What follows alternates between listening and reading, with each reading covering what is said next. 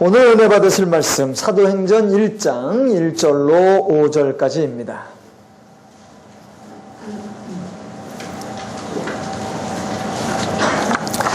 하나님 말씀 사도행전 1장 1절로 5절까지입니다.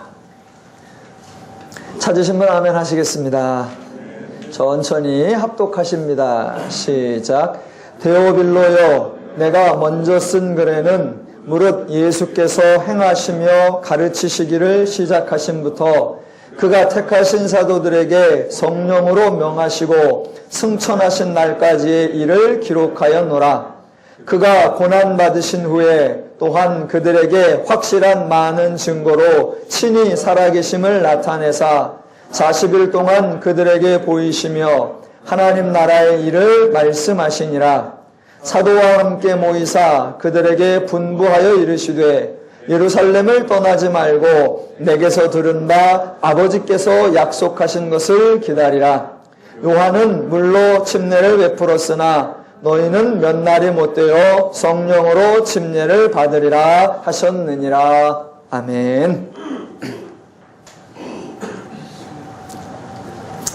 네, 오늘부터 사도행전을 함께 상고하도록 하겠습니다. 사람마다 어떤 내용에 대하여 선입견을 가지고 있습니다. 선입견이라는 것은 한편으로는 고마운 것이고 다른 한편으로는 걱정되는 것입니다. 고마운 이유는 대략이라도 내용을 알고 있다는 것입니다. 바르게 알고 있든 틀리게 알고 있든 그것은 차치하고 스토리를 알고 있다는 것만으로도 이야기를 전개해 나가기에 조금 보탬이 될 것입니다. 반대로 걱정이 된다는 것은 선입견이 단지 선입견에 머무는 것이 아니라 고착되어 있다는 것입니다. 그래서 새로운 이야기, 심지어는 바른 이야기를 들려주어도 들으려고 하지 않고 기존의 생각을 전혀 바꾸려고 하지 않는다는 것입니다.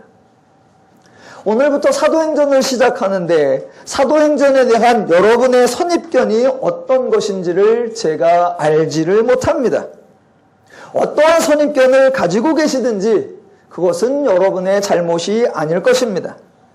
여러분은 선입견을 스스로 형성하신 것이 아니라 그동안 교회를 다니면서 들은 대로, 많이 들은 대로, 또 자주 반복적으로 들은 결과로서 생긴 것이기 때문입니다. 그동안 여러분이 많이 들어서 선입견이 형성되셨다면 저는 오늘부터 그 선입견이 새로운 내용으로 바뀔 때까지 계속하여 많이 말해서 여러분이 사도행전에 대한 바른 인식을 정립할 수 있도록 노력하도록 하겠습니다. 함께 상고하는 책 제목이 사도행전입니다. 우리나라 말 한글 성경의 제목이 사도행전이고 영어 성경은 액츠입니다. 사람들이 다른 사람에게 배려하는 것을 참 좋은 친절로 생각하는데 종종 배려가 문제가 될 때도 있습니다. 저는 한글 성경이 제목을 정할 때 너무 많은 배려를 해서 조금 문제가 되지 않았나 싶습니다. 영어로는 책 제목이 액츠입니다. 행동들 또는 사역들입니다. 그러니까 단어적으로만 표현을 한다면 그냥 행전이라고 표현하는 것이 적절할 것입니다. 그런데 행전, 즉 누가 행동을 한 것인지에 대하여는 책 제목이 전혀 밝히고 있지 않은데 우리말 성경은 누가 행동했는지를 미리 알려서 사도들이 행동한 기록이다라고 줄여서 사도행전이라고 정해 주었습니다. 과연 그럴까요? 이 책 제목을 사도행전이라고 하니까 다른 한쪽에서는 사도행전의 내용은 사도들의 행한 기록이 아니라 성령께서 행동하신 내용들을 기록한 것이기에 성령행전이라고 해야 한다라고 제안을 하기도 합니다. 한쪽에서는 사도행전이라고 해야 한다. 한쪽에서는 성령행전이라고 해야 된다. 이렇게 꼭 의견이 분분하면 중간에 중재자가 나서게 돼 있습니다. 그래서 새로운 제안이 나왔습니다. 그러지 말고 성령의 인도함을 받은 사도들의 행전이라고 하자라고 절충안을 내놓았습니다. 만약 저에게 책 제목을 선택하라고 한다면 저는 영어식 표현을 선택하겠습니다. 액츠인데 이것을 저는 행동이나 사역이라고 의미하기보다는 삶이라고 표현하고 싶습니다. 제가 사도행전 강해를 시작하면서 부제목을 하나 달았습니다. 부제목은 성도의 삶을 사는 사람들이라고 정했습니다. 성도의 삶을 사는 사람들, 즉 초점이 조금 이동한 것입니다. 원래 제목대로 하면 액츠, 즉 행동들인데 그 행동에 초점을 맞추는 것이 아니라 성도의 삶을 사는 사람들, 즉 사람들로 관점을 옮긴 것입니다. 사도행전에 나타나는 사람들의 행동이나 특별한 사역이 아니라 그 사람들의 능력이나 그들의 권세가 아니라 그들의 사명이나 책임이나 역할에 초점을 맞추는 것이 아니라 사도행전에 등장하는 사람들이 도대체 누구냐라는 것입니다. 그 사람들에 대한 이해를 가지지 않으면 그 사람들이 어떤 행동을 했는지에 대한 이해를 정립할 수 없기 때문입니다. 사도행전이 맞을까요? 성령행전이 맞을까요? 만약 성령행전이라고 한다면 그래서 누구나 성령만 받으면 어느 순간에든 성령만 받으면 어떤 상황이든 조건이든 성령만 받으면 성령을 받으면 이 책에 나오는 것처럼 행할 수 있느냐라는 것입니다. 대부분의 성도님들이 자신의 성도됨, 자신의 정체성을 인식하지 않은 채 성령만 받으려고 합니다. 성령을 받고 다른 표현으로 성령 침례를 받고 또 다른 표현으로 성령 충만을 받으면 문제가 해결될까요? 사도행전은 사람들의 기대와는 참 다른 모습을 우리에게 많이 보여줍니다. 베드로는 성령을 받아서 방언을 말하고 안진뱅이를 고치기도 하고 한 번 설교에 신도의 수가 3,000이나 더하게 하기도 하고 고넬료의 집을 방문하여서 이방인 선교의 문을 열기도 합니다. 그러나 베드로는 말씀을 전하다가 관료들에게 매를 맞기도 하고 감옥에 갇히기도 하고 후에는 바울과 논쟁을 벌이기도 하고 그 다음에는 바울에게 자리를 내어주고 정말 소리 소문 없이 사도행전에서 사라져버립니다. 성령 받은 사람의 또 하나의 대표적 인물이 바울입니다. 성령 충만의 대명사입니다. 물론 바울도 성령을 받아서 대단한 일을 많이 행합니다. 얼마나 놀라운 일을 많이 했는지 심지어는 사람들이 바울의 몸에서 손수건이나 앞치마를 가져다가 병든 사람에게 얹으면 그 병이 떠나고 악귀도 나갔다고 합니다. 그러나 바울도 성령 충만을 받아 복음을 전하다가 도망자 신사가 되고 바구니를 타고 성전 벽을 타고 도망을 가기도 하고 결국은 전도 여행 중에 감옥에 갇히는 신세가 되어버립니다. 성령 받은 사람들의 행동이나 성령 받은 사람들의 능력에만 초점을 맞추어 생각한다면 사도행전을 제목 지을 때 꼭 용두삼위라고 지으면 적절할 것 같습니다. 거창하게 시작했다가 사라질 때는 슬그머니 사라지는 전형적인 패턴입니다. 스데반의 경우도 마찬가지입니다. 은혜와 권능이 충만하여 큰 기사와 표적을 민간에 행하였다라고 합니다. 그런 스데반도 너무나 무기력하게 사람들에 의하여 성 밖으로 내쳐지고 결국은 돌에 맞아 죽습니다. 사람이야 죽든 말든 하나님 나라만 확장된다면 무슨 일이든 감수할 수 있다. 그런 걸 의미할까요? 성령은 사도들의 전성기 때에는 도와주다가 사도들이 쇠약해지면 성령도 사도들을 버리는 것일까요? 성령을 비난하는 것이 아니라 저와 여러분이 혹시 사도행전을 오해하고 있지는 않느냐라는 것입니다. 만약 사도행전을 사도행전이라고 한다면 말 그대로 사도행전이라고, 사도들이 행한 행동이라고 한다면 저와 여러분은 이 책을 읽을 필요가 없습니다. 어차피 저와 여러분은 사도도 아니고 앞으로 사도가 될 가능성도 없기 때문입니다. 사도들은 12명이었습니다. 그 중에 유다가 예수를 버리고 떠났기에 예수의 부활 후에 다시 모인 사도들이 한 사람을 보충하여 그 사도의 숫자를 채웠습니다. 그런데 사도행전에는 12사도의 행적이 모두 기록되어 있는 것도 아니고 사도들만의 행동이 기록되어 있는 것도 아닙니다. 처음에는 베드로가 주인공처럼 등장합니다. 그러나 중간에 느닷없이 사도가 아닌 사람 스데반이 등장하고 집사 빌립도 등장합니다. 그리고 후반부에는 정말 느닷없이 만약 유다의 자리에 다른 사도를 선발할 때에 적용했던 그 사도의 기준을 적용한다면 절대로 사도가 될 수 없는 인물인 바울이 주인공으로 등장합니다. 만약 사도행전이라면 저는 사도행전에 나오는 하나님이 조폭의 두목과 같다라는 생각이 듭니다. 조폭의 두목은 조직원의 생명보다는 늘 조직의 유익을 우선하고 두목에서는 조직원의 목숨을 너무나 소홀히 여기기 때문입니다. 조폭의 전형적인 행동 원칙이 토사구팽입니다. 만약 사도들 이야기라고 하면 저는 사도행전이 토사구팽의 연속 기획물 같습니다. 한 사람이 등장하여 잠시 불꽃을 피우다가 사라지고 다음 사람이 등장하여 화려한 모습을 보여주고 사라지고 또 다음 사람이 등장하다가 사라지고 또 다음 사람이 등장했다가 사라지고 너무 서글프지 않습니까? 도대체 사도행전이 무엇을 말하려고 하는지 잘 분별해야 합니다. 대부분의 사람들은 성경을 잘 읽지 않습니다. 성경을 배우지도 않습니다. 성경을 읽지도 않고 배우지도 않고 혼자 자기 스스로 성경을 생각합니다.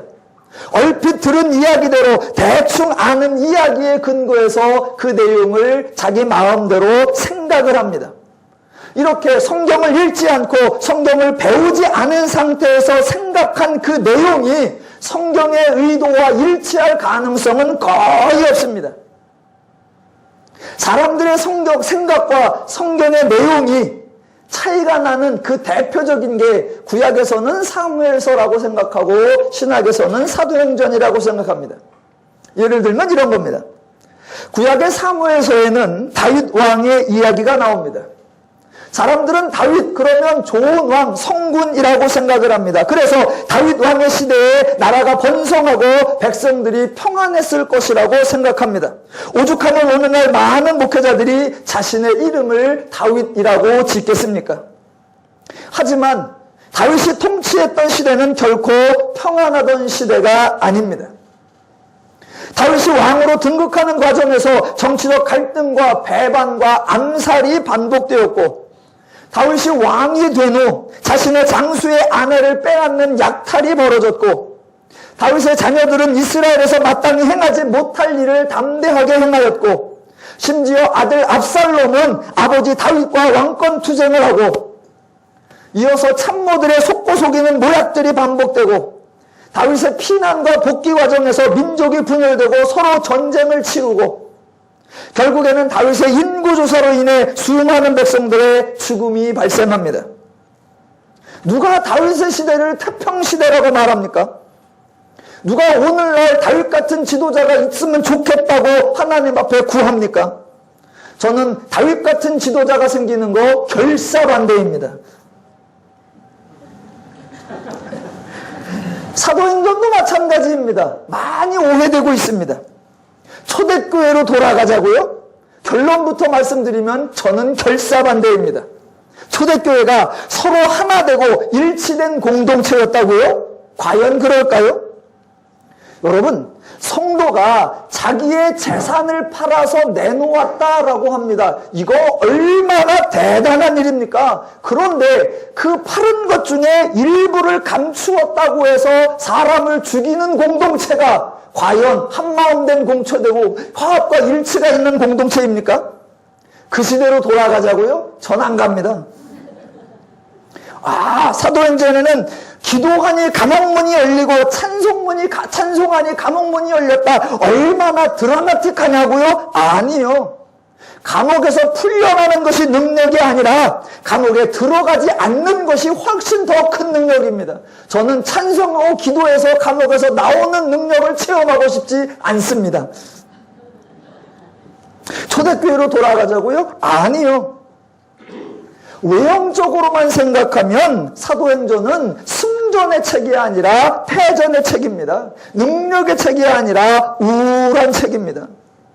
거듭 말씀드리지만 사도행전의 등장인물들은 잠시 화려한 모습으로 나타날 뿐 말로가 별로 좋지 않습니다. 승승장구하는 모습이 아니라 결국 모두 죽어나가는 이야기입니다.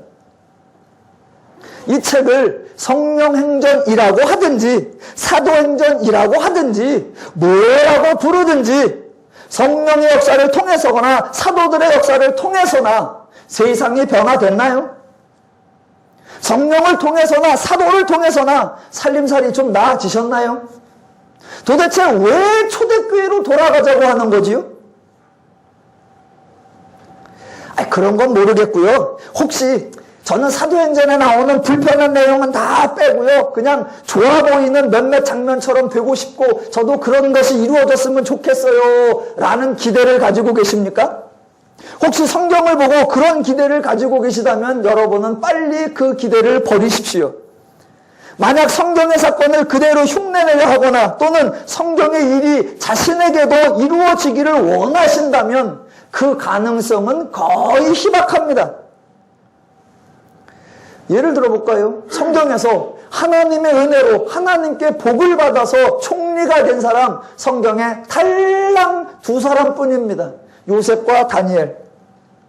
또 농사를 지어서 100배나 얻은 사람 성경에 달랑 1사람뿐입니다.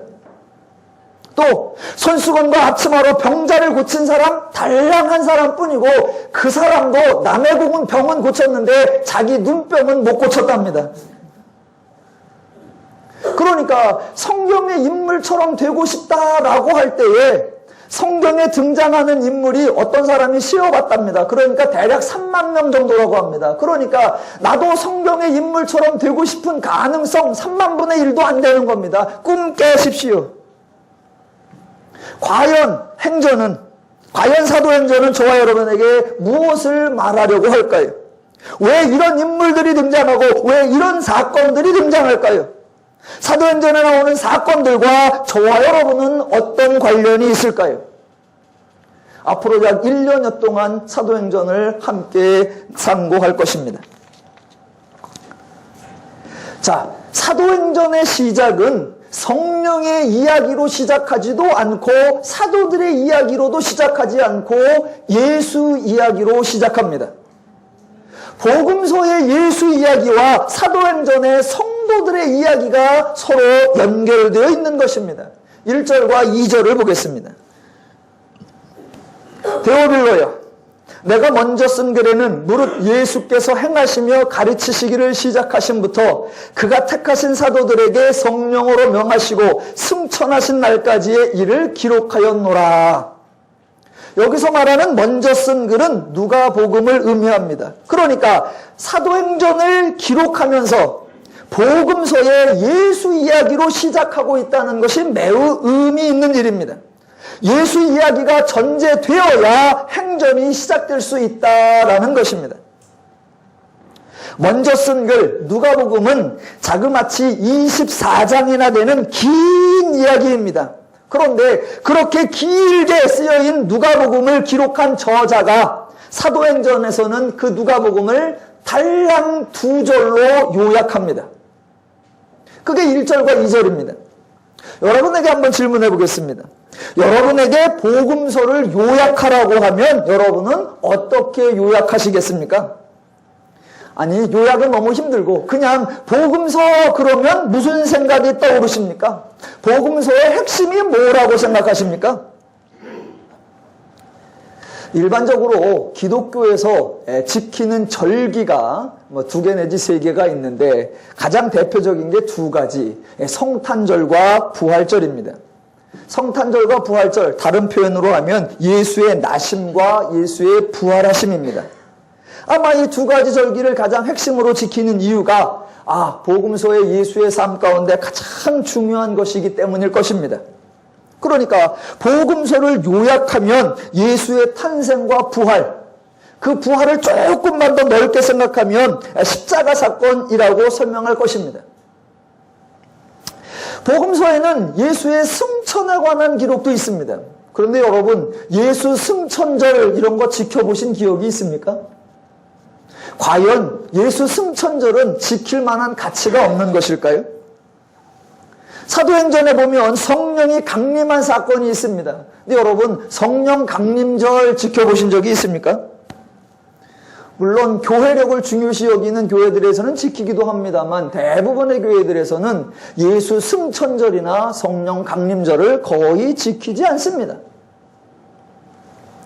성경이 강조하고 있는 것과 오늘날 우리들이 강조하고 오늘날 우리들이 중요하다고 여겨서 지키고 있는 것들이 과연 일치하는지, 아니면 성경의 강조와 우리의 강조가 어긋나고 있는지 잘 분별해야 합니다. 우선 알아야 할 것은 복음서는 예수에 관한 이야기다라는 것입니다. 1, 2절을 다시 한번 읽어보겠습니다. 누가복음을 2절로 요약한 것입니다. 무릇 예수께서 행하시며 가르치시기를 시작하신부터 그가 택하신 사도들에게 성령으로 명하시고 승천하신 날까지의 일을 기록하였노라. 예, 복음서는 철저하게 예수 이야기다라는 것입니다. 성경에 복음서가 4개 있는데 그 4개의 복음서 첫 절에는 그 복음서들이 모두 예수에 관하여 말하고 있다는 것을 선언하고 있습니다. 4개 복음서 1절들을 제가 읽어보겠습니다. 마태복음 1장 1절. 아브라함과 다윗의 자손 예수 그리스도의 계보라. 즉 마태복음은 그리스도이신 예수에 관한 내용이 기록되어 있다라고 선언합니다. 마가복음 1장 1절. 하나님의 아들 예수 그리스도의 복음의 시작이라. 마가복음은 하나님의 아들이신 예수 그리스도에 관한 내용이다라는 겁니다. 누가복음 1장 1절. 우리 중에 이루어진 사실에 대하여 처음부터 목격자와 말씀에 일꾼된 자들이 전하여준 그대로 매력을 저술하려고 붓을 든 사람이 많은지라. 처음부터 그리고 이루어진 사실에 관한 것이라고 합니다. 무엇의 처음이요? 무엇이 이루어진 겁니까? 모두 예수에 관한 내용이라는 것입니다. 요한복음 1장 1절. 태초에 말씀이 계시니라. 이 말씀이 하나님과 함께 계셨으니 이 말씀은 곧 하나님이시니라. 그리고 14절에 말씀이 육신이 되어 우리 가운데 거하심에 라고 하여서 그 말씀이 곧 예수임을 선언합니다. 그러므로 요한복음도 말씀이신 예수에 관한 내용이라고 선언합니다. 이와 같이 복음서의 내용, 복음서의 핵심은 모두 예수에 관한 것, 예수의 사역에 관한 것입니다. 무슨 말이냐면 복음서는 예수의 사역을 강조한 것이지 예수가 사역할 수 있는 조건이나 방법에 관한 내용이 아니라는 것입니다. 예수가 사역하신다. 그러니까 예수님께 은혜를 받으려면 인간이 무엇을 하여야 하는가? 예수님이 치유하신다. 그러니까 예수님께 치유를 받으려면 어떤 조건과 자격을 갖추어야 하는가? 예수님이 제자들을 부르신다. 그러니까 쓰임 받으려면 어떤 준비를 해야 하는가? 이런 것을 말하는 것이 아니라는 것입니다. 복음서는 철저하게 예수와 예수의 사역에 관한 내용입니다. 동시에 복음서는 인간의 행동, 인간을 강조하지 않는다는 것입니다. 복음서의 제자들의 활동이 나옵니다. 또 여러 등장인물들이 있습니다. 백부장도 나오고 예수님께 칭찬받았던 여인들도 나옵니다. 그러나 그 사람들의 이야기가 핵심이 아니라는 겁니다. 인간의 태도, 인간의 자세, 인간의 역할을 부각시키려고 하는 것이 절대로 아닙니다. 예수님께도 칭찬을 받았고 백성들에게도 존경을 받았고 누가 봐도 선하고 지혜로운 명망 있는 사람이 등장하지만 복음서는 그 사람들을 우리의 모델로, 그 사람들을 우리 신앙에 본받아야 할 모범으로 전혀 제시하지 않는다는 것입니다. 복음서는 철저하게 누구에 관한 이야기냐? 예수에 관한 이야기입니다. 누가는 자신이 기록한 24장에 걸친 누가복음을 오늘 본문 1, 2절로 요약을 했는데 그 1, 2절의 핵심 인물은 예수이고 예수의 핵심 사역은 시작하심과 명하시고입니다. 1, 2절의 중요 단어가 시작하심과 명하시고입니다. 예수께서 사역을 시작하셨습니다.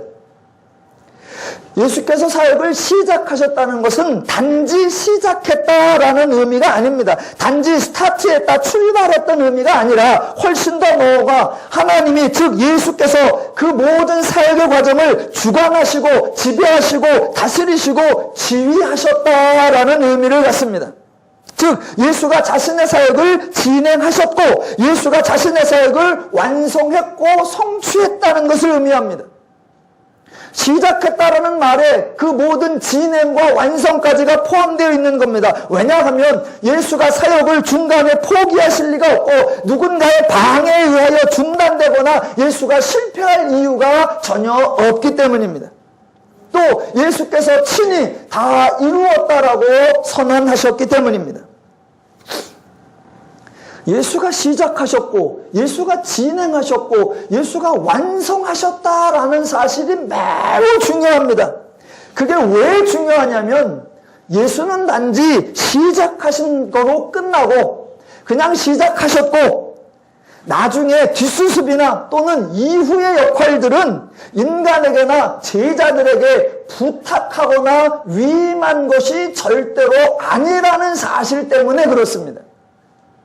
만약 예수님이 시작하셨다는 것만 강조가 되면 그 나머지 일들은 예수님께서 일단 시작을 해놓으셨고 그 이후의 일들 최종적인 완성을 제자들이나 사도들에게나 백성들에게나 성도들에게 맡겨놓고 위탁해 놓았다라는 의미가 생기면 안 됩니다.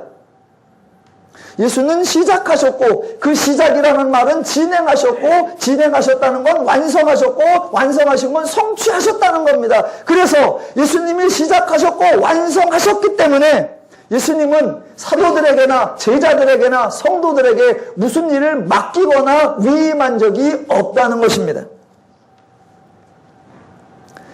자, 1, 2절의 핵심 단어가 하나는 시작하심이고 다른 하나가 명하시고입니다. 본문대로 한다면 그가 택하신 사도들에게 성령으로 명하시고 명하시는 거는 말 그대로 하나님이 말씀하셨다라는 겁니다. 예수는 부활하신 후에 제자들에게 나타나서 여러 차례 말씀하셨고 승천하시기 전에도 여러 차례 말씀하셨습니다.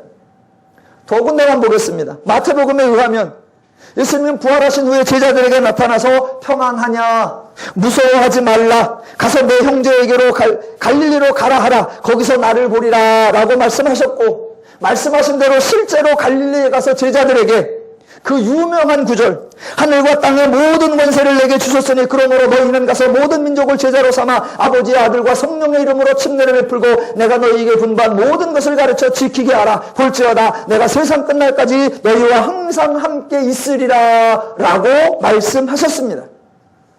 마태복음 28장에 나오는 이 구절을 종종 사람들은 예수님의 대위임령 또는 마지막 위임령이라고 표현하기도 합니다. 예수님이 제자들에게 사명을 맡겼고 선교 또는 하나님 나라 확장의 역할을 위탁했다고 생각하는 것입니다. 왜 맡겼다 또는 위탁했다 또는 위임했다고 생각하느냐? 그 이유는 예수님이 그 말씀을 하시고 승천하셨다는 것입니다. 예수는 승천하셨기 때문에 이제는 이 땅에 계시지 않고 이 땅에 계시지 않기 때문에 예수는 그 일을 할 수 없고 이 일은 이제 이 땅에 머물고 있는 제자들에게 맡겨졌다는 논리입니다. 그러나 전혀 그렇지 않습니다. 그 구절의 강조점은 하늘과 땅의 모든 권세를 내게 주셨으니입니다. 예수님께서 하늘과 땅의 권세를 가지셨다는 것이고 그렇게 모든 권세를 가지신 예수께서 세상 끝날까지 항상 너희와 함께 있으리라고 선언하셨다는 것, 그게 강조입니다. 예수님은 승천을 강조하거나 예수님은 이제 나는 제자들 너희들을 떠난다라는 것을 강조하거나 이제 너희만 남는다 그렇게 생각한 것이 아니라는 겁니다. 마태복음에서 예수님은 언제나 인간과 함께 하시는 하나님이십니다. 그래서 마태복음 1장 28절에 예수님의 이름을 짓는데 임마누엘이라고 지십니다. 그 뜻은 하나님이 우리와 함께 계시다라는 의미입니다. 즉 예수님은 우리와 함께 계시는 분으로 오셨고 실제로 백성들과 사람들과 함께 계셨고 28장에서도 함께 있으리라, 세상 끝날까지 함께 있으리라라고 선언하십니다. 그러니까 예수님은 함께 계시는 분으로 오셨고 함께 계셨고 계속 함께 계시는 것입니다. 예수님은 떠나가신 것이 아니고 예수님은 제자들을 남겨놓은 것이 아니고 예수님은 사명을 위임하신 것이 아닙니다. 누가복음도 마찬가지입니다. 부활하신 후에 예수님은 여러 차례 제자들에게 나타나셨고 말씀하셨습니다. 엠마오로 가는 길에서 제자들에게 나타나셔서 모세와 모든 선지자의 글로 시작하여 모든 성경에 쓴 바 자기에 관한 것을 자세하게 설명하여 주셨습니다. 또 제자들이 모여있는 곳에 나타나셔서 너희에게 평강이 있을지어다 라고 하셨고, 또 승천하시기 직전에는 이같이 그리스도가 고난을 받고 제자들의 제3일에 죽은 자 가운데서 살아날 것과 또 그의 이름으로 죄사함을 받게 하는 회개가 예루살렘에서 시작하여 모든 족속에게 전파될 것이 기록되었으니 너희는 이 모든 일의 증인이라. 볼지어다 내가 내 아버지께서 약속하신 것을 너희에게 보내리니 너희는 위로부터 능력으로 입혀질 때까지 이 성에 머물라 라고 말씀하셨습니다. 그러니까 부활 이후에 예수님께서 나타나셔서 제자들과 말씀하시는 그 명하심의 그 말씀하심 중에 어디에도 예수님이 제자들과 분리되는 것, 예수님이 제자들만 남겨놓는 것, 예수님이 제자들에게 책임을 떠넘기는 것, 그런 뉘앙스는 단 한 군데도 없습니다. 예수님은 이제 사역에서 손을 떼고 하늘로 올라가시고 이제 이 땅에 남겨진 제자들이 그 나머지 그 이후의 모든 일을 또 안아야 한다라는 그런 생각이 전혀 드는 구절이 없다는 겁니다. 원칙적으로 기독교는 인간이 일하는 종교가 아니라 하나님이 일하시는 종교입니다. 하나님은 인간에게 일을 시키는 분이 아니라 하나님이 일하셔서 그 하나님의 일하심의 결과를 인간에게 주시는 좋으신 하나님이십니다. 너무나 단순하게 예수님이 부활하시고 승천하셨어. 그러니까 이제 우리가 책임을 져야 하고 우리가 일해야 돼 라고 생각하지 마시라는 겁니다. 예수님이 명하시고 그 명하셨다는 표현 하나 때문에 너무나 빨리 예수님께서 우리에게 위임하셨다라고 단정하고 어떻게든 일을 하려고 어떻게든 사명을 완수하려고 덤벼들지 말라는 겁니다. 성경이 무엇을 말하고 있는지를 잘 분별하여야 한다는 것입니다.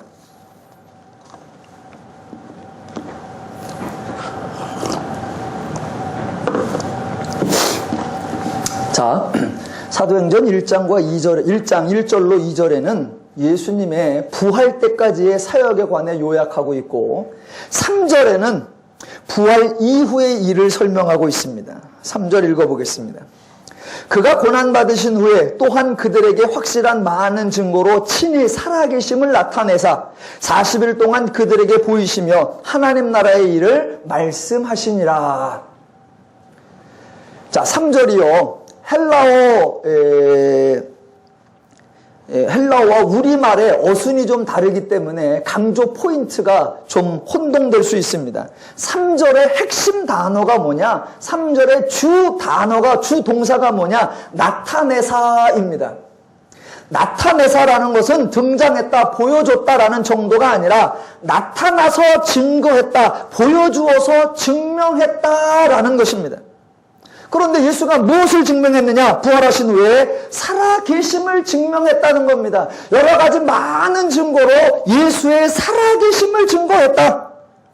그 예수의 살아계심을 증거하는데 거기에 연결된 분사가 보이시며 또 말씀하시며입니다.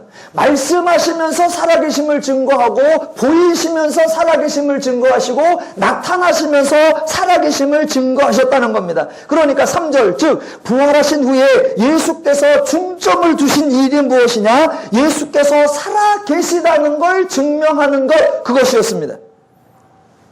그러면 여러분, 예수님께서 부활하신 후에 이 땅에 계시는 40일 동안 자신이 살아 계시다는 걸 계속하여 강조했습니다. 왜 그러셨을까요? 왜 예수가 살아 계시다는 것을 자꾸 강조했을까요? 혹시 예수님이 곧 제자들을 떠나신다는 것을 암시하기 위해서였을까요? 자, 다시 한번요.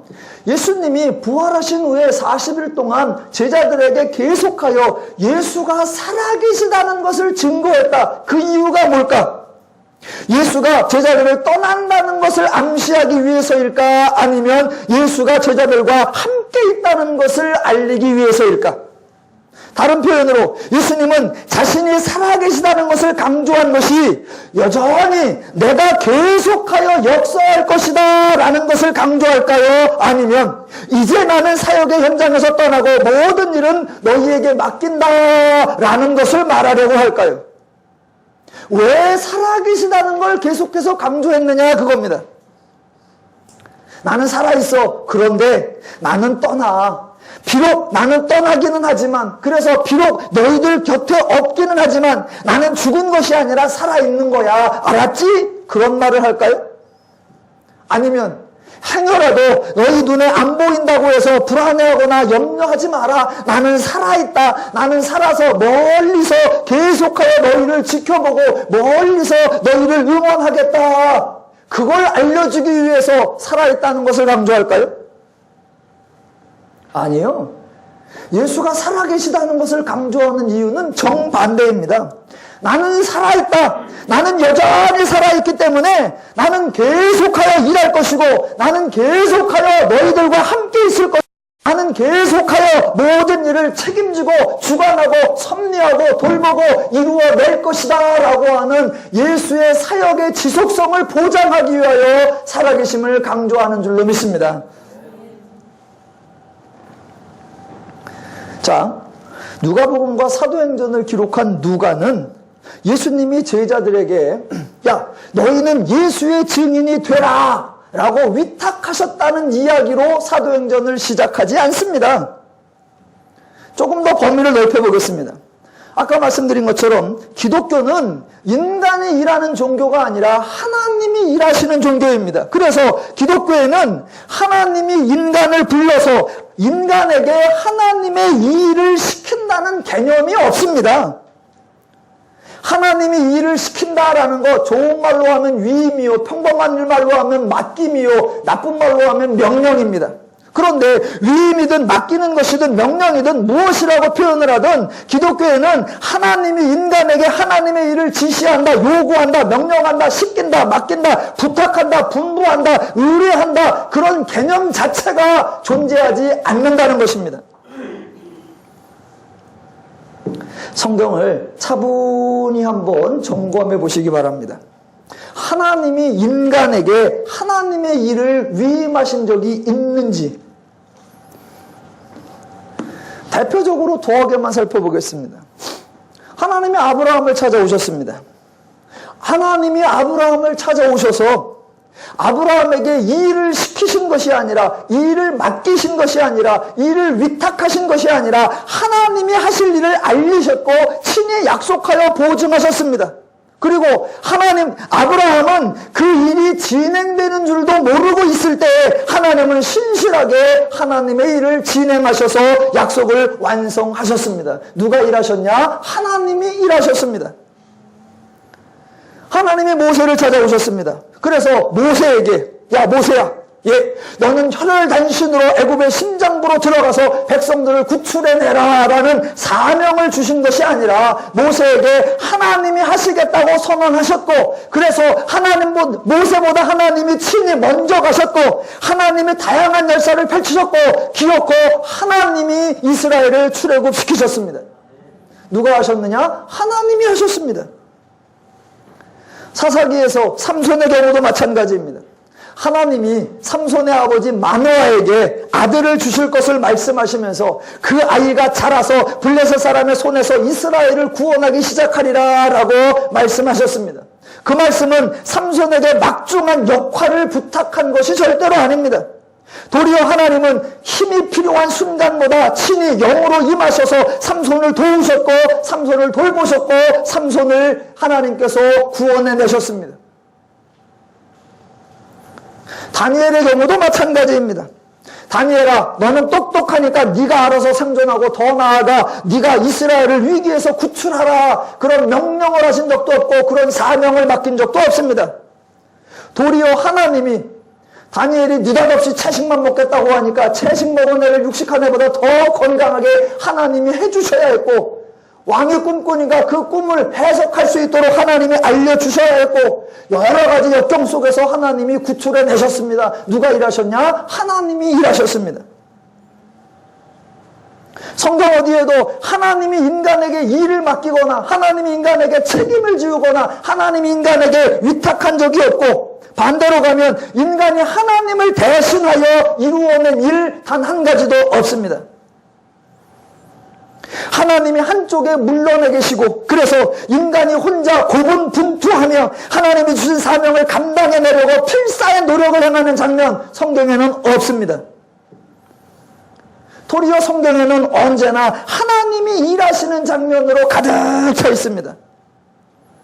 하나님은 말씀 그대로 졸지도 아니하시고 주무시지도 아니하시면서 일하시는 모습, 하나님은 농부요 하나님은 목자로서 언제나 수고하며 헌신하며 일하시는 분으로 묘사됩니다. 하나님이 하시는 모든 일, 하나님을 위한 것이 아니라 인간을 위해 그렇게 일하시는 분입니다.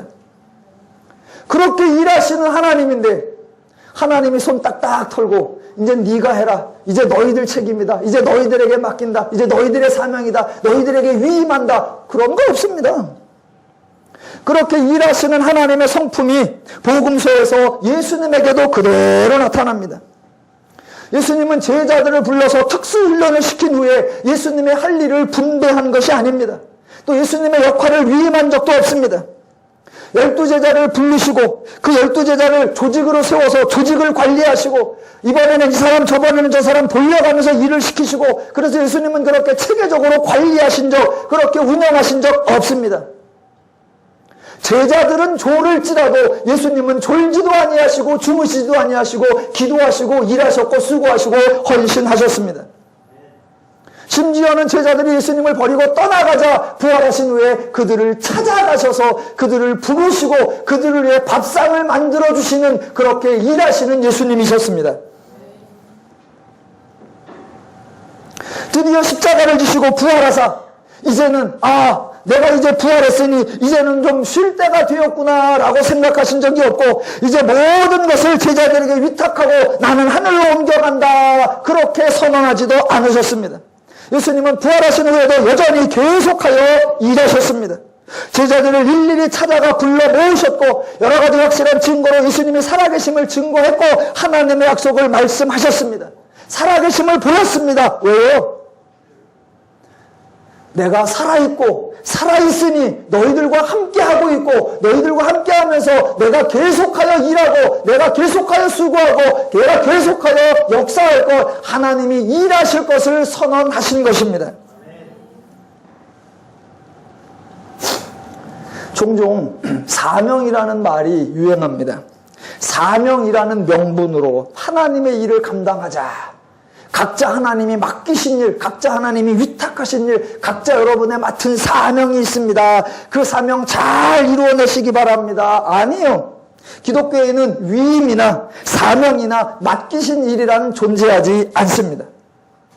기독교에 왜 위임이나 위탁이나 사명이나 이런 게 없는지 제가 3가지 이유를 좀 들어보겠습니다.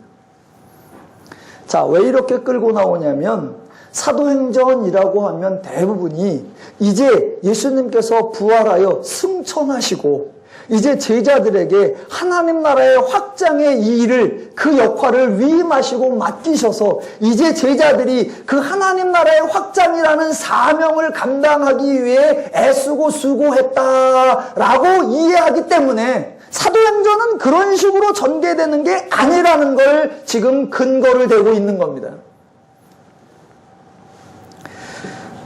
자, 왜 하나님이 일을 맡기시거나 위임하시거나 위탁한다 이런 개념이 없는지 3가지. 첫째, 하나님의 일은 누가 하시느냐? 하나님이 하시기 때문입니다. 여러분, 오늘날은 세상에서도요, 회사에서도요, 상사가 자신의 일을 부하 직원에게 시키면 욕을 먹습니다.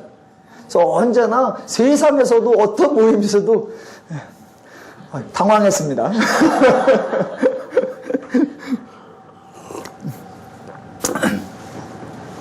오늘날은 세상에서도 상사라고 해서 부하에게 자기 일을 맡기거나 자기의 일을 지시해서는 안 됩니다. 각자 자기의 일은 자기가 하도록 되어 있습니다.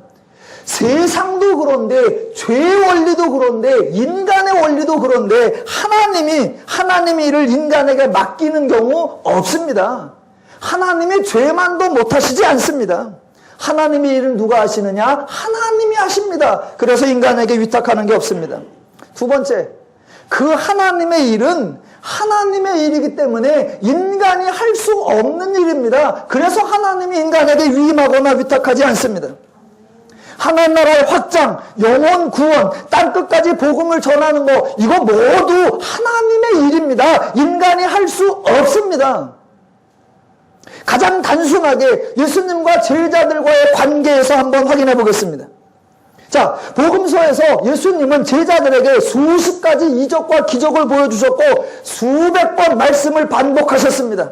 그런데 자그마치 3년씩이나 예수님과 동거동락하던 그 제자들도 예수님의 말씀과 사역을 이해하지 못하고 깨닫지 못했습니다. 그런데 그런 죄인들이 저와 여러분이 가서 말한다고 들을 것 같아요? 예수님이 3년 동안 보여주며 먹여주며 입혀주며 모든 이적과 기적을 체험시켜주고 예수님이 죽었다 살아나면서까지 해줬는데도 알아듣지 못하고 이해하지 못하고 깨닫지 못했는데 저와 여러분이 가서 무슨 말을 한다고 무언 것을 보여준다고 그들이 아하 그렇구나 깨달을 것 같냐고요. 예수님이 3년 동안 설득하시다가 두 손 두 발 다 드시고 이제 아예 사람들에게 그 역할을 맡기신다면 그게 가당키냐 하냐 말입니다. 하나님 나라의 확장, 영혼 구원 누가 하셔야 되느냐? 하나님이 하셔야 하는 하나님의 일입니다. 그건 누가 하실 수 있느냐? 하나님만이 하실 수 있습니다. 그래서 인간에게 위임하지 않습니다. 자, 첫 번째, 기독교는 하나님이 일하시는 종교에게 인간에게 맡기지 않는다. 두 번째, 하나님의 일은 하나님이 하실 수 있는 일이기에 인간에게 맡기지 않는다. 세 번째, 자, 오늘 본문 3절을 가보겠습니다. 다시 한번. 그가 고난받으신 후에 또한 그들에게 확실한 많은 증거로 친히 살아계심을 나타내셨고입니다.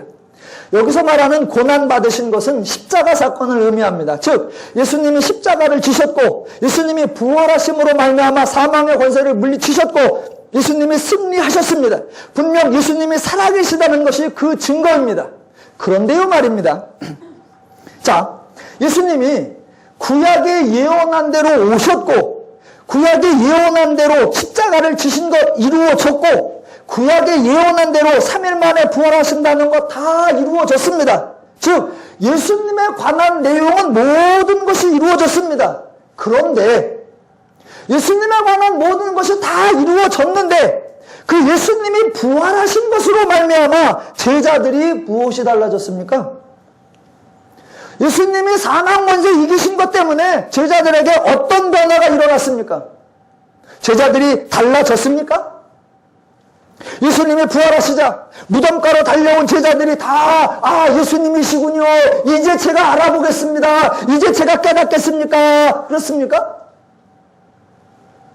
예수님이 부활하시자 그동안은 그렇게 들어도 알지 못했던 그렇게 들어도 이해하지 못한 거 이제 딱 다 분별하고 다 이해해서 예수님 이제 맡겨만 주십시오. 모든 거 다 이룰 수 있는 준비가 되었다라고 했습니까?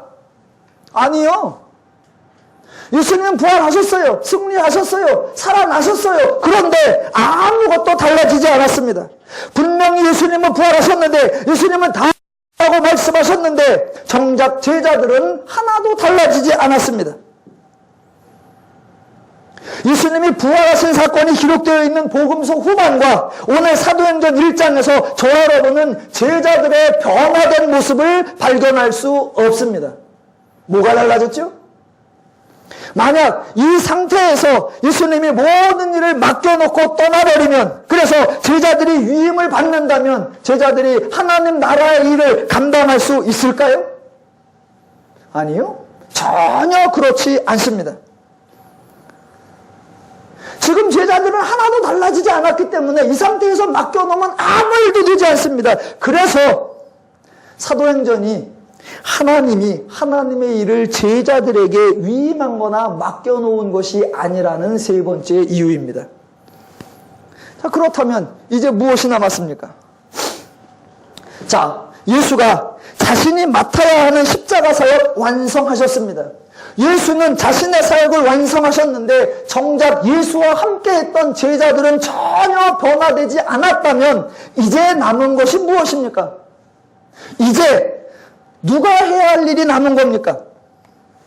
예수는 십자가를 지셨다. 예수는 부활하셨다. 예수님은 살아나셨다. 예수님은 예언한 모든 일을 다 완성하셨다. 예, 맞습니다. 다 완성하셨는데 정작 사도들은, 정작 인간들은, 정작 백성들은 하나도 변하지 않았다. 그렇다면 살아나신 예수가, 부활하신 예수가, 여전히 살아계신 예수가 이제 무엇을 하셔야 합니까? 지금부터 누가 일해야 합니까? 예수는 살아나신 것으로, 십자가 진 것으로 손 털고 올라가시고 이제는 제자들이 사역할 때 합니까? 아니요. 이제 바로 예수가 사역을 해야 할 때입니다. 즉 부활하신 이후에, 살아나신 이후에 이제부터 예수는 자신이 십자가를 졌다라는 것이 무엇을 의미하는지 제자들을 깨닫게 하셔야 하고, 예수가 사망 권세를 이기고 부활하셨다는 것이 제자들의 삶에 어떤 결과로 드러나는지 알게 해 주셔야 하고, 또 자신이 확실한 많은 증거로 살아났다는 것을 증명했듯이 예수의 부활과 예수의 사역과 예수의 모든 행적들이 바로 인간 너희들을 위한 것이었다라는 것을 증거하시고 증명하셔야 한다는 것입니다.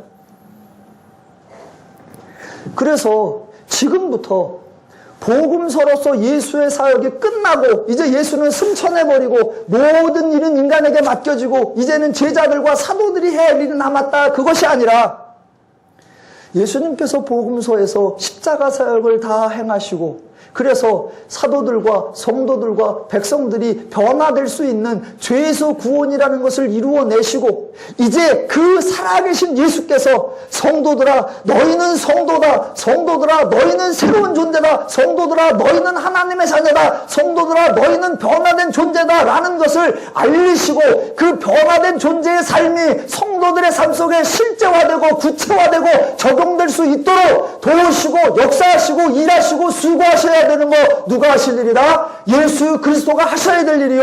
그 하나님의 일하심의 역사가 어디에 펼쳐지느냐? 사도행전에 펼쳐지는 겁니다. 그래서 사도행전에서는 예수님을 승천하시고 남은 제자들이 얼마나 애썼는가, 남은 제자들이 어떻게 복음 전파를 위해서 수고했는가, 그것을 살펴보는 것이 아니라 예수로 말미암아 구원된 사도들, 예수로 말미암아 새 부대로 변화된 인간들, 그 변화된 그 사도들을 어떻게 실제 성도답게 만들어가며 어떻게 실제 성도다운 삶을 살 수 있도록 하나님이 간섭하시고 하나님이 도우시고 하나님이 역사하셔서 성도가 그 이전에는 전혀 우리가 예측도 기대도 하지 못했던 놀라운 삶을 살아낼 수 있도록 하나님이 역사하시는지, 하나님이 일하시는지, 하나님이 만들어내시는지, 그 하나님의 수고와 역사를 저 여러분이 사도행전에서 만나게 될 것입니다.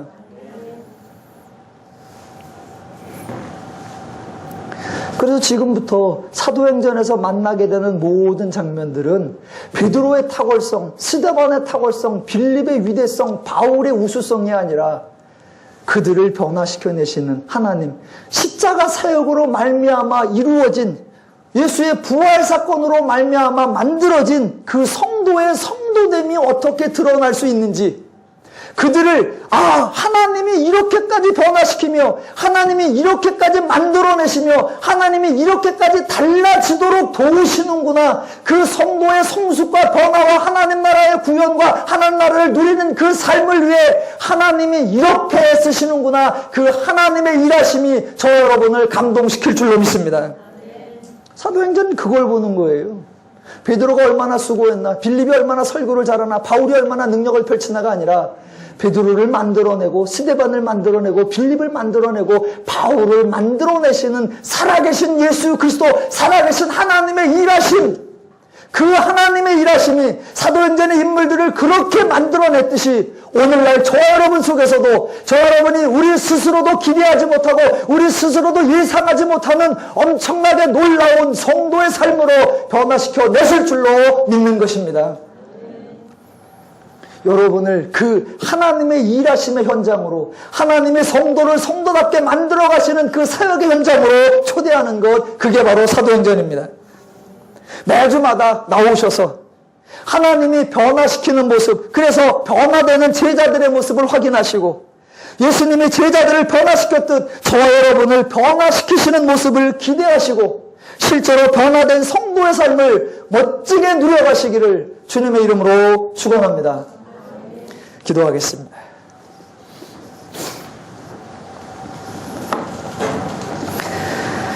하나님 감사합니다.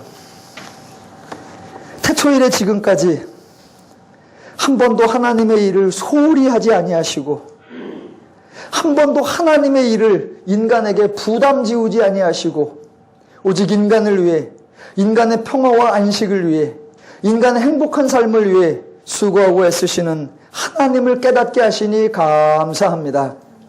성도들이 하나님을 생각할 때마다 무엇으로 하나님을 영화롭게 할까? 무엇으로 하나님 앞에 헌신할까? 어떻게 하나님 앞에 충성할까? 내가 해야 할 일 때문에 두렵고 떨림과 그 일을 감당하지 못한 것에 대한 두려움과 죄책감 속에 사로잡히는 어리석은 이방적 신앙의 모습을 떨쳐내게 하시고 지금 이 순간도 나를 만들어 가시며 지금 이 순간도 나를 변화시켜 가시며 기어코 나에게 하나님 자녀의 삶, 기어코 나에게 하나님 나라의 풍성한 삶을 누리게 하려고 애쓰시는 그 하나님의 신실함을 깨달을 수 있도록 도와주시옵소서.